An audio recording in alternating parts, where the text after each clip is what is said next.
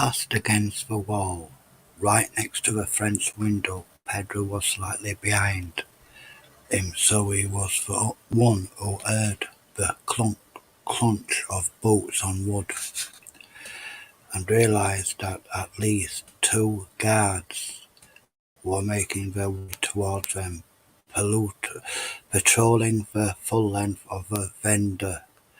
They were still out of sight around the front of the house, but in a few seconds they would turn the corner and the two boys would be discovered.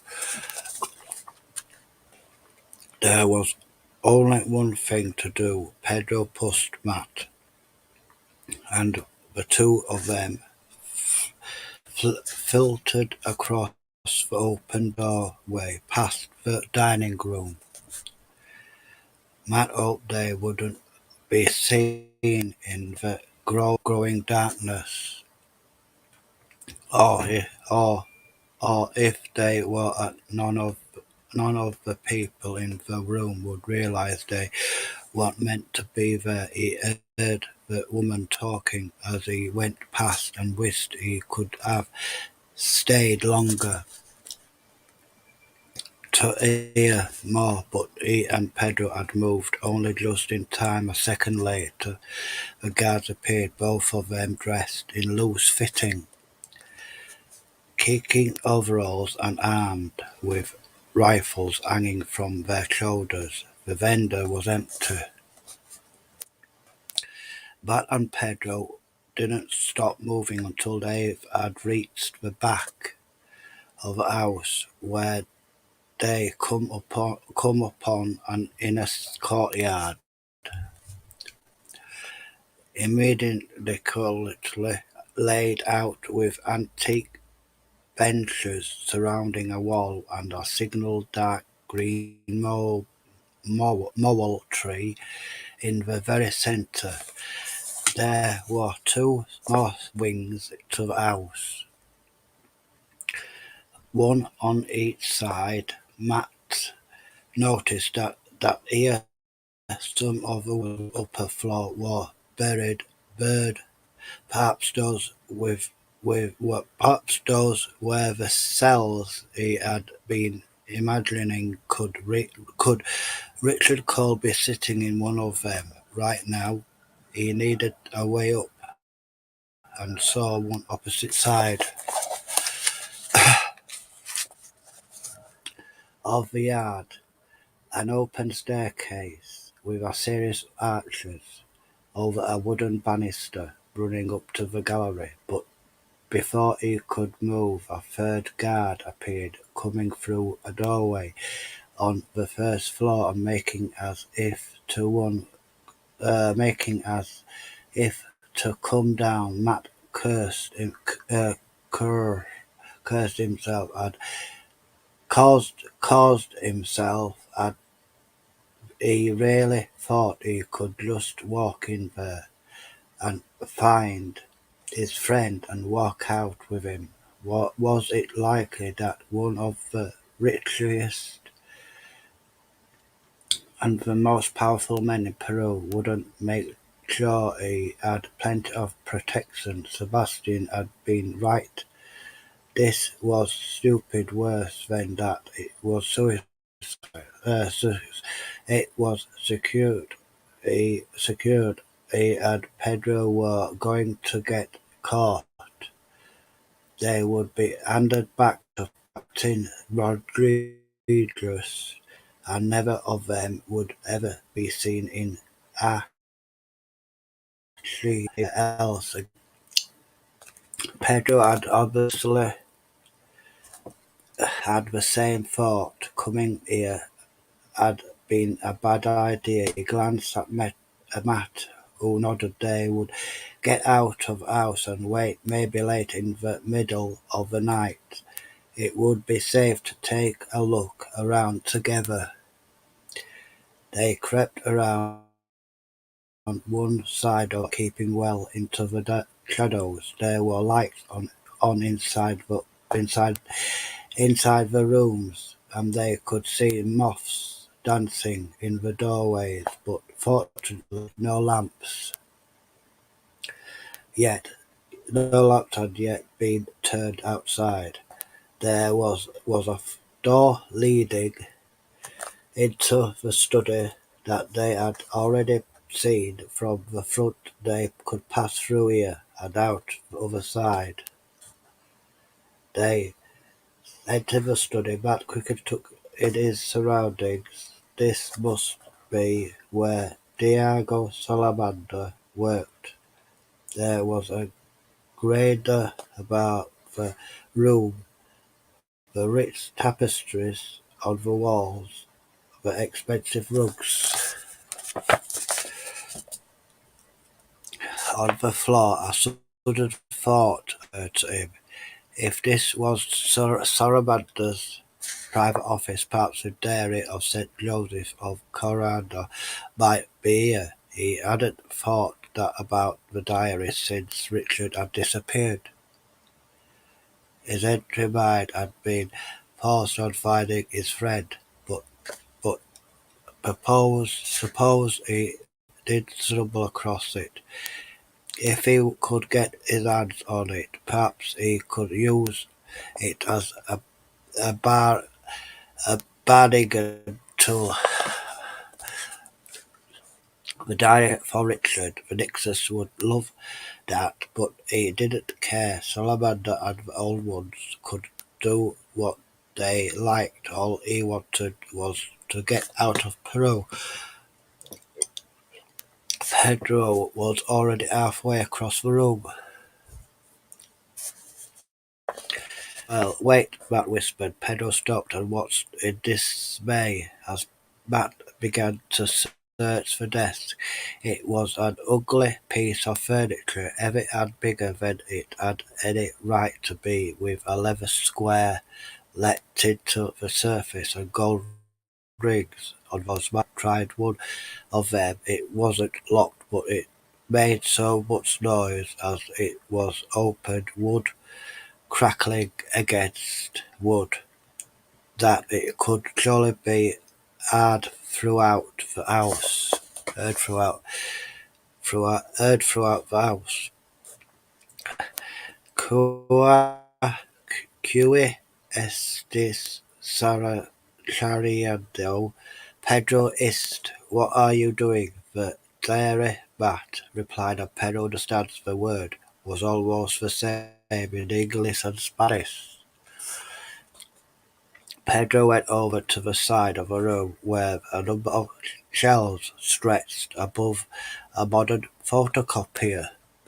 Some of the shelves contained books, but before he could examine them, he noticed a sheet of paper in the top of the machine. Metro he Matt abandoned the desk. Most of the drawers were empty, and the rest contained nothing of any interest. He came over to the photocopier and took paper. It was covered in writing, possible, made with an old-fashioned pen, or even a quill. Could it have been taken from the dairy? Matt Summer, I won't pronounce that because it's all I like YouTube. Quickly the words with were in Spanish he could understand them, and Pedro couldn't read, so he wouldn't be able to translate them.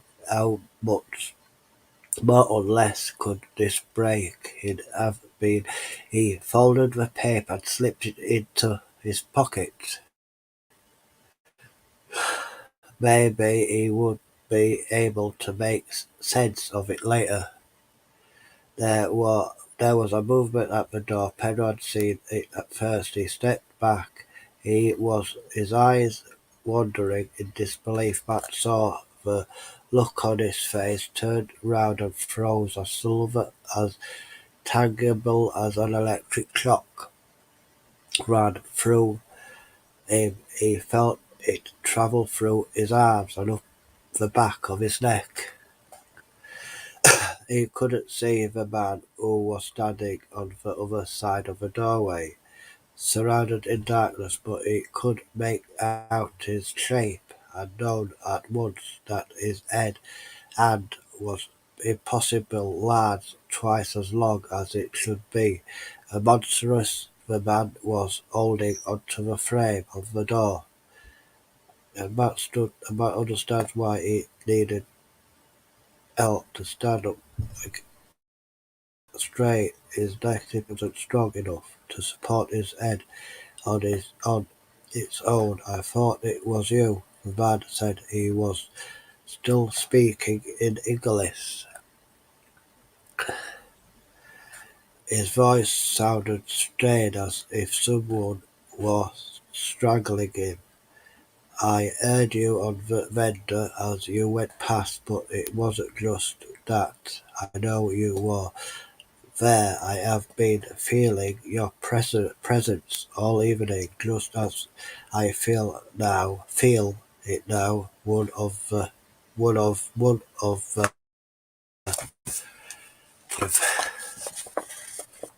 two of the five here in my hacienda. To what do I owe the pleasure of your company? What do you want? There was no point denying who he was. The man had seen right through Matt's disguise. He seemed to know everything about him. Where's Rick? Demanded your friend. The journalist Matt could see the lips twist into something that resembled a smile, but this was a face that would never smile properly. What makes you think I have him? Why should he be here? Sarabanda looked genuinely puzzled. How did you ever even find your way to me? That's the thing. There was no point in answering Salamander. Turned to Pedro, Como, T. Liemus, he demanded. Pedro spat whatever he had been asked. That was his reply. What fun am I going to have with the two of you? Salamander muttered, it's almost too good to be true, a gift. If you like, and perfectly timed a week from now, it will all be over. The gate will have opened, and not one, but two of the gatekeepers will be mine. I never thought it would be so easy. Salamander stepped into the light, and Matt saw his colourless eyes, his babyish mouth, his bloated, horribly stretched skin. It was enough. Go, Matt shouted. Perro didn't need courage. The Matt too turned and ran away from the door and out through the window.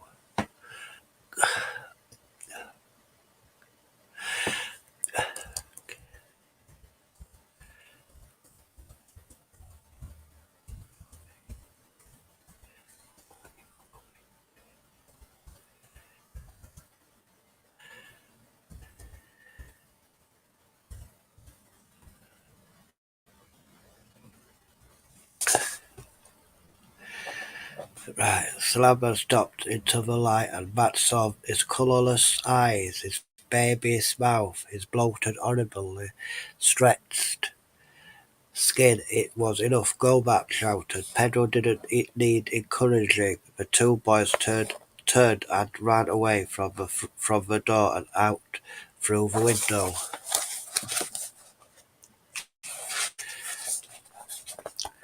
Back towards the outer courtyard, they planned. Their only desire was to get away from this house and from the monster that inhabited it. But even as they looked down from the vendor and made for the gate, the church bell sounded, metal striking metal and echoing into the night. Searchlights that they hadn't even noticed sprang to life, turning black to white and half blending them in the glare. At the same time, they were aware of guards, half a dozen of them, closing in from all sides. Two of them and Alice staring on thick shades, snapping at the air. Captain Rogers had reappeared at the side of the house, watching in anger and disbelief. The strange thing was that nobody seemed to be in a hurry. Two intruders had been discovered. The lamp had been raised, but the guards were almost strolling towards them, deliberately taking their time. Matt understood why. With a growing sense of hopelessness, he realized that they had nowhere to go, even if they could escape from the inhabited compound. There was a 5-mile walk back to the main town with no other building in sight and nowhere to hide. They could run all they wanted. They would simply be hunted down like rats. Matt swallowed, recognizing the bitter taste of defeat. He had been warned to come here, but he had listened, and as a result, he had doomed them.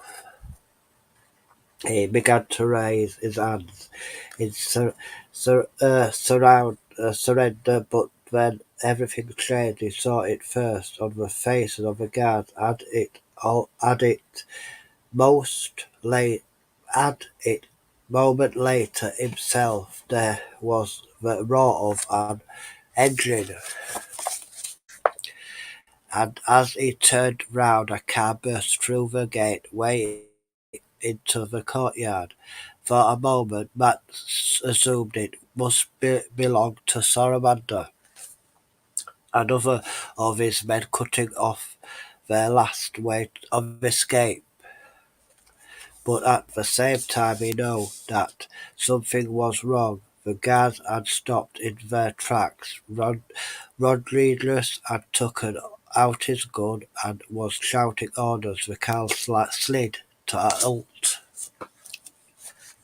Get in, a voice called out through the window, first in English, then in Spanish. Suba a la coche. There was a burst of gunfire, and suddenly Matt was back in Lima. On his way from the airport, he had never been shot at in his life. Now it had happened twice in the space of a week. Two shots had been fired from the watchtower that he had seen earlier. One bullet hit the ground, kicking up a cloud of dust. The other hit the bonnet of the car. He told him everything he needed to know. Whatever was in the car was on. Matt ran forward. There was more shots. The guards seemed to be shooting at the car rather than at Pedro and himself. They are buying instructions from Salamander. It seemed they were wanted alive. When he saw that the dogs had been released, they were bounding forward, their eyes aflame, their jaws wide open to reveal white viscous teeth. He and Pedro might not get shot, but if they didn't reach the car soon, they would be torn apart. Faster, the driver shouted. Pedro got there first. He opened the back door and threw himself onto the seat. Matt dashed for the passenger door and disbeat the guns, still firing all around him. Desperate, the dogs bounding ever closer through the brilliant electric light. He froze.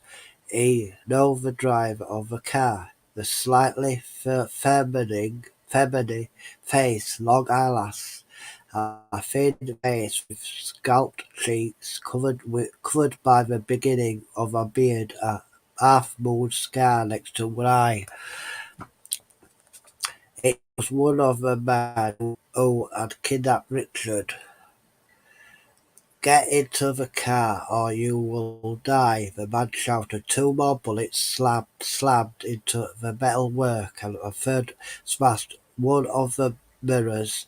Matt didn't need any more telling. He divided forward and at the same time the man slammed the car into reverse, skidding backwards and taking Matt with him. Matt was half in and half out. The door still open. Pedro was sitting surprisingly calm on the back seat. The car continued backwards. Matt saw a guard raising his gun. There was a terrible thump, and the guard disappeared. "The door I am," the man began. There was a hideous sneering, and Matt turned just in time to see one of the Alistanders leap at him. It half landed on, and he felt his teeth snapping inches away from his thighs. With a cry, he drew back his other leg and then kicked out. His foot slammed into the dog's head. It howled and fell back. Matt drove himself into the car and pulled the shot. The driver had already changed gear. The car shot forward, but it wasn't over yet. As afraid of losing them,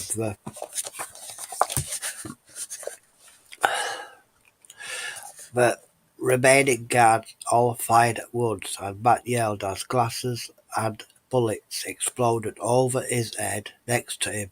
The driver jerked in his seat, and Matt felt something wet splatter across his face. He wiped his cheek with the back of his hand and looked down. His fingers were covered in blood. He hadn't been shot. It was the driver. It was Lima all over again, except that this time the roles had been revealed. The man with the scar wasn't firing at them. He was helping him. And he was wounded. He had been hit twice in the shoulder and the side of the neck. There was blood on the seat and on the drive dashboard. More blood was spreading rapidly down his shirt, but but he was still gripping the wheel. His foot pressed on the accelerator. The car swerved around the courtyard and into the darkness. The driver reached out and turned on the headlamps. The car bounced and rattled back down the track. "They all follow us," Matt said. He expected to see Salamander's men already following in cars or trucks. "I don't think so." The man was trying to keep the pain out of his voice. Matt could see he had been badly hurt. The blood had spread all the way down to his chest. "Soon the whole shirt would be red," he muttered. A few words in Spanish. Pedro let down when he sat up again. He was holding a handful of wires and fuses. Matt smiled. Somehow the man had reached the hacienda ahead of them, and he had disabled it had disabled all the vehicles he could find. "Who are you?" Matt demanded. "My name is Mikos." How did you find us? Where's Richard? There was a dozen more questions Matt wanted to ask. Not now, later. Matt felt slight. He understands Mikos didn't have the strength to drive and talk at the same time. It seemed to take them forever to reach the end of the dirt track. It was completely dark and the headlights illuminated only a small area. Ed Matt know they were back on the main road, only when the wheels began to turn smoothly on an asphalt surface. A few moments later, Mikos pulled over to the side and stopped.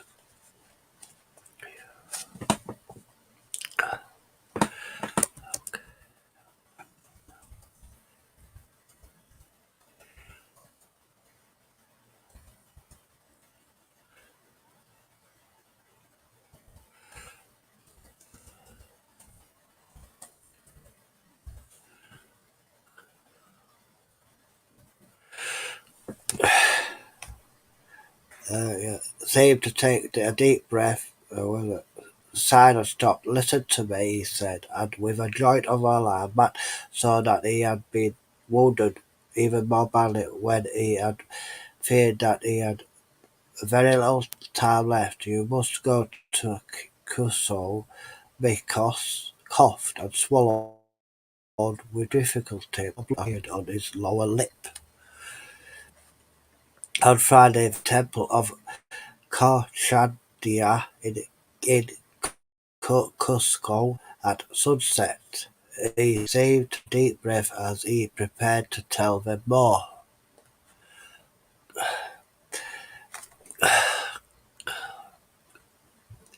"Please tell Atok," he began, but that was all. He was still, his eyes fixed on smoothing in the distance. Matt realized he had just died. In the back seat, Pedro whipped. "We can't stay here," Matt said. He didn't care if the other boy understood or not. "Salamander will come after us. He will go. He eventually will have to go." The two of them got out the car, parked right on the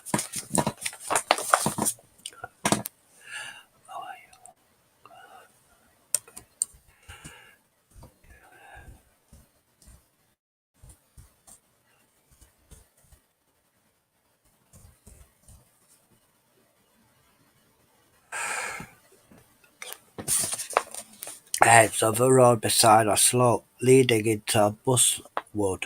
Matt turned off the headlamps and raised the handbrake. He gestured to Pedro, and the two of them began to push the car. It rolled off the road out of sight.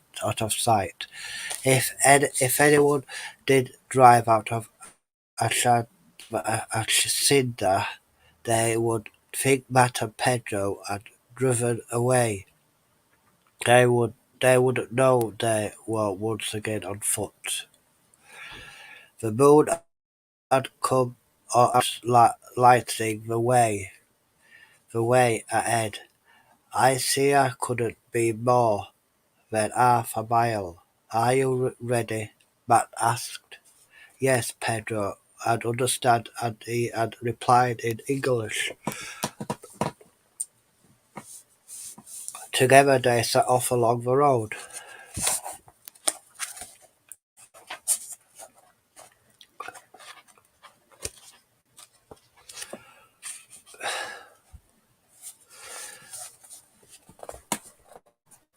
The solicitor. Once again Matt found himself in the main square of Isia, and this time they were even more nervous than they had been before. It was 5:30 in the morning, but there were plenty of people around. It seemed to him that life began early in Peru. Even so, everything was there was no tourists yet. The money changers hadn't come out. If any would come searching for them, they wouldn't be too hard to find. Matt was fairly sure that Salamander wouldn't look for them here. As far as the man knew, they could be 100 miles down the Pan American Highway, the single road that ran the full length of the country. But Matt wasn't taking any chances. He had helped Pedro to buy the bus tickets for the next leg of the journey, while he squatted in the shadows. He was crouching on the side of the pavement, his arms whipped around himself, pretending to be asleep. It wasn't all patience. He was exhausted. He wasn't sure how much longer he could keep going. Pedro returned with the tickets and sat down next to him. Cuss, oh, Matt said.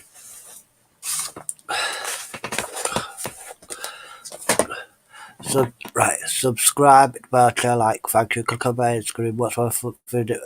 Subscribe, share, like, thank you, watch my videos from start to finish, click on my screen and my title, thank you very much.